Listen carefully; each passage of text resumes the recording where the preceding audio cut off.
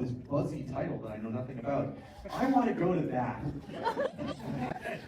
I can imagine what they think right now. They think all of you are crazy. They're wondering what they just watched. Like a student art project. I ended up going to TIFF, and for those of you who didn't know, I went to see the best movie, and it was voted best movie by the people. It got the award for People's Choice at TIFF. This movie was Nirvana, the band, the show. No, sorry, that's the TV show. The actual movie is called Nirvana, the band, the show, the movie. I am a fan of the show. I am also a mega fan of the movie. It's a very niche show. There's very few people who can even approach it without being repelled. Hey y'all, so firstly, yes, it is a very niche show like Matt said. However, they at the same time have 193 million followers on their show's YouTube channel. So can the two things exist at once? I mean, what? Is this like a glitch? I don't understand. It is great fun for anyone who is a Toronto local. You get to see Toronto on full display. You get to see a fun, incredibly confusing shot and visuals that take place on the CN Tower and off the CN Tower. A lot of early 2008 humor. Think about The Office. Think about other things that are basically ripoffs of The Office. Think about videoing people like they're doing a documentary style real life of following these two boys that are now men, and they basically are doing a bunch of crazy shenanigans trying to get their band to play at the Rivoli. So for those of you that don't know, the Rivoli is a local restaurant and concert venue that small local bands in Toronto play at. It is not a hard gig to land. Two of my friends have actually performed there. So the whole gag of the show is their band is so bad or so small that they literally cannot even get a gig at the Rivoli. However, it is interesting because in this movie, we get a storyline that basically follows Matt and Jay. Now, if you didn't know, Matt and Jay both worked on the movie Blackberry, the Blackberry film about the Blackberry phones. They were able to get Glenn Hamilton to be one of the actors. He was freaking hilarious. You know him from like Always Sunny in Philadelphia. Matt Johnson was one of the main actors in Blackberry. He also directed the movie. Jay had more of like a smaller role. He was behind the scenes. He did some of the composing for the film. So Matt is definitely a lot more well known in the industry. And they definitely use that as a bit of a plot line in this film. You know, given that it's been about, like, I think 7 years or something since the TV show that they made way back in 2000 and, was it 8? Yeah, they made this TV show way back when. And over the years, you know, we got to see them grow popularity within the film industry. However, we get to see Matt being more in the spotlight. And this movie basically follows the idea of what if those roles were reversed?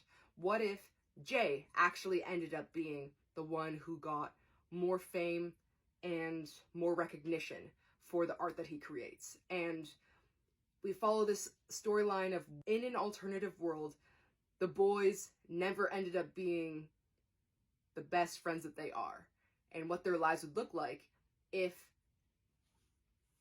one person was at the top, the other person was down below in terms of happiness. We get to see that play back and forth. We get to see a bunch of comedy. We get to see a bunch of crazy stunts that who knows if they're real. The boys said that they would release a Blu-ray DVD potentially showing all of the behind the scenes of this film. So we may eventually get to see which stunts are real and which stunts aren't. However, this movie was fantastic. I did end up seeing it in row AA, which is the very front row. That's the only thing they had available when I bought the tickets. However, worth it. I'm that big of a fan. And when the directors and actors, Jay and Matt, ended up coming out at the end of the TIFF film, they actually ended up taking questions and speaking to the audience and being right next to me. They were right there. And unfortunately, the dude who was picking up the names of people who wanted to speak, for some reason, kept ignoring me, even though I was literally front row. You can't avoid me, dude. I'm the only Asian one there. he for some reason didn't pick my question. And it sucks because I literally was gonna be like, yo, this is my exact question to Matt and Jay. I was gonna say, hey guys, so basically, I'm a fan of the show, and I wanted to know which stunts were your favorite stunts to perform, and which ones were actually real throughout the entirety of your career. Which were your favorite stunts to pull off? That was my question. And I was also gonna mention how they actually stole the baby from the church. That was actually my church that I grew up in. You know when like the churches do the setup for like Christmas, and they like, you know, they do the whole baby Jesus, and they do like the Mother Mary, and like, you know, the like ceremony of baby Jesus being born. They stole a baby from that church, and that was literally my church. And I was like, oh my god, look at this string theory. We were meant to collide. Anyways, I didn't get a photo, but I got a video. This is too much talking. Here are the behind the scenes videos from TIFF.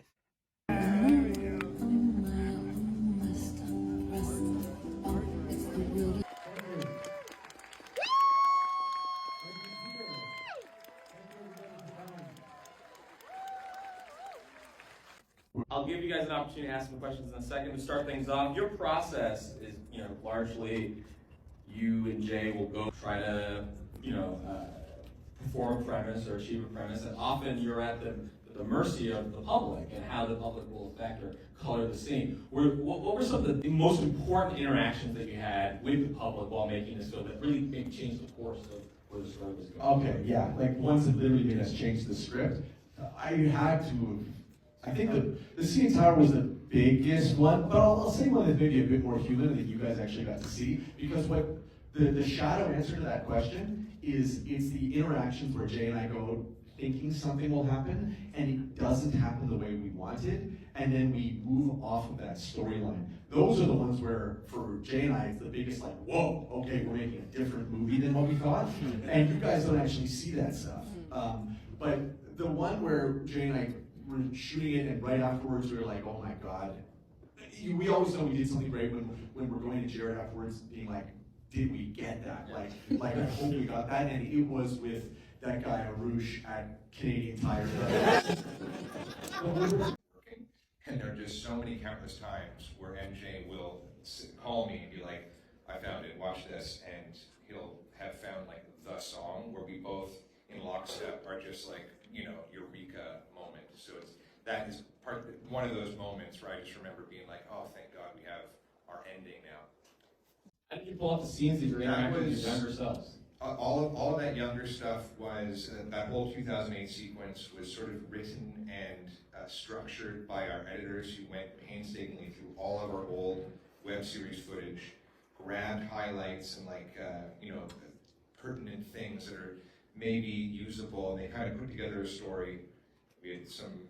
and then your production designer rebuilt our apartment on a soundstage, some body doubles, some effects. But you probably won't, like, there really aren't that many tricks involved, if that's what you're wondering. Like, I think what I've heard since the movie's now been seen by a few thousand people, I think that there's a common misconception that we created that footage, or that we are using AI to put words in our mouths. Yeah. It was the literal exact opposite. We constructed the new stuff to match literally exactly what our young selves did. And it was a great limitation. It was almost like a good writing exercise, because we're stuck.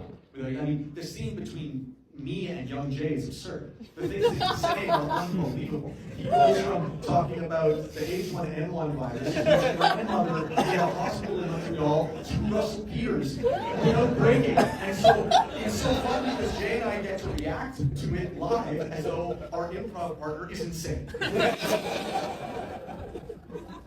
Looking back, I can't remember why we were even filming ourselves. We used to just film ourselves all the time, even like in between us trying to come up with scene work or anything. It was how the show kind of was growing. Jay's got a great metaphor for this show, which is that making the show is like riding a bicycle. It doesn't get easier, you just go faster. And that really is what it's been like. It's the same degree of difficulty that it was when we were making the web show, in my opinion. Because the real things that are hard to do are solving the story problems. The things that when you watch it, you don't even think about. Those that we slave like crazy agonizing arguments over like the tiniest little story beats that will happen, and the actual going out and shooting it is physically stressful, but it is nothing compared to the other work. But I understand the spirit of your question, which is that as people watch the show, it's harder to create it, like it doesn't defeat itself, and that has never been our experience. Again, it's a very niche show. There's very few people who can even approach it without being repelled. And so if you love it, that's great. Like that's a privilege you give to us. But the majority of Torontonians could care less about us. They think that we're crazy. And so they avoid us. And so we haven't had issues shooting the show at all. Yes. The show obviously prepared for circumventing copyrights. And there's a joke in Adele. I'm just curious, as this leaves theaters, is there an expectation that a lot of these edits or changes to a home version? The question is about whether or not this is a legally releasable film. Now. Yeah, and it was bought by Eon. It's being released worldwide February, I think around February 13th.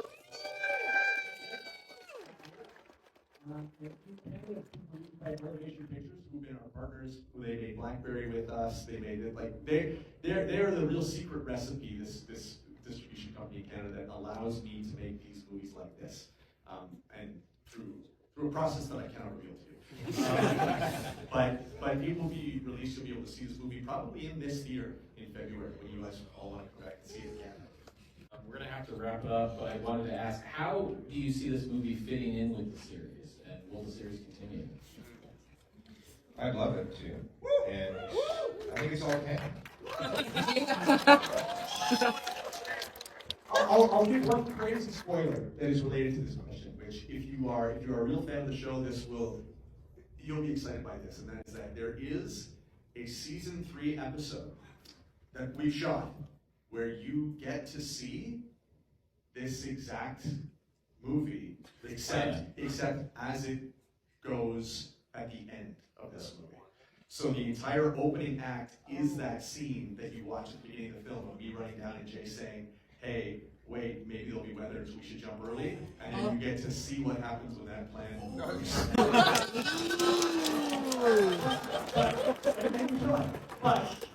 but don't tell anybody that.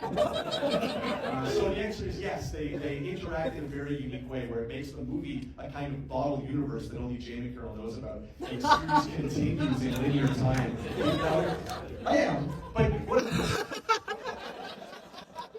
All canon. Folks, remember to vote for the film. This is one of your last chances to vote. Anyway, I can only say thank you so much. All of that to say, please go watch the movie. Okay, bye.